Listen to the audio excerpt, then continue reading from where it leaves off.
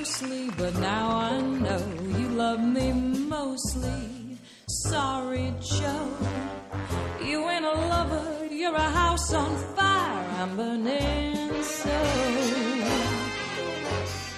You hear that siren coming, baby, I gotta go. You're in my past, Joe, I had my fill. It couldn't last, Joe, baby, I got bills.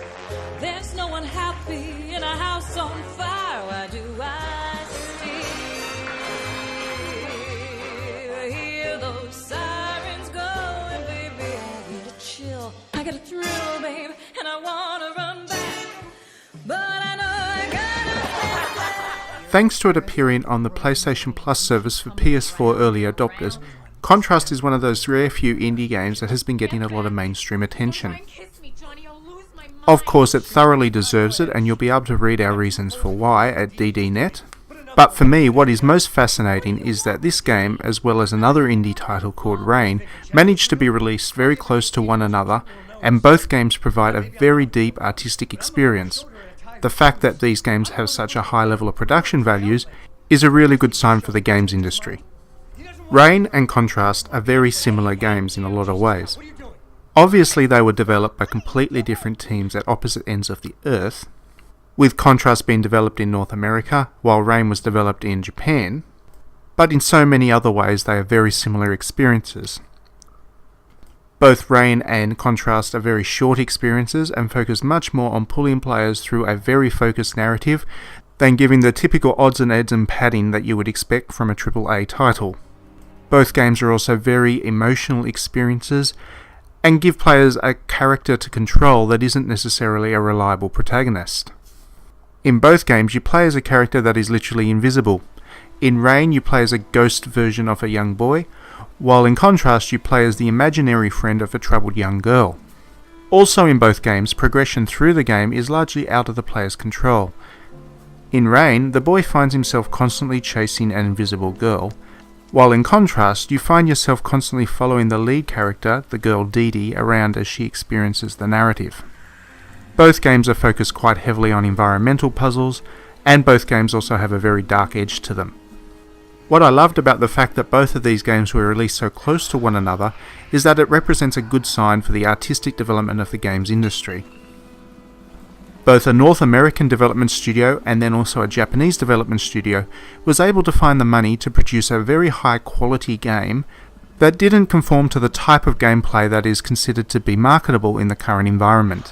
Where once the entire art game movement was relegated to small teams of 1 or 2 people working out of a basement, now all of a sudden we have development studios with decent budgets and decent sized teams creating games with decent production values that still can be legitimately called art.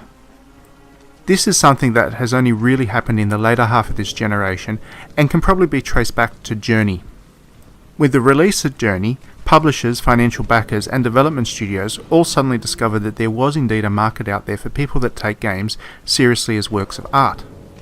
And we have seen this flow through to this year, especially in the later half of the year where we've had games such as Contrast, Rain, Gone Home and Shelter all being quite successful as commercial products in providing artistic experiences.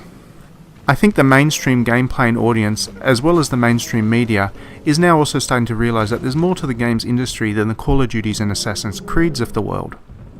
With Contrast being a freebie for PS Plus members, and the fact that everybody who buys a PS4 is going to be a PS Plus member for a while and is likely to play Contrast, I think this trend is going to continue.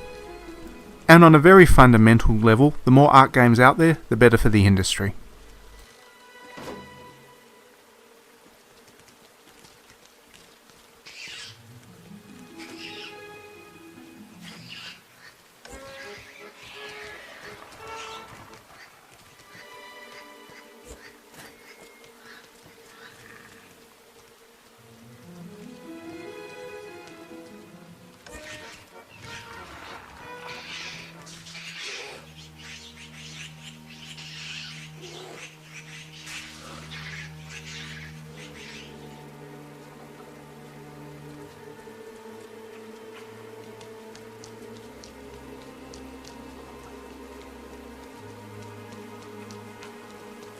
gold web, and she was able to break free. Unfortunately, the web was the only thing holding up a giant boulder. The princess needed to find somewhere to hide.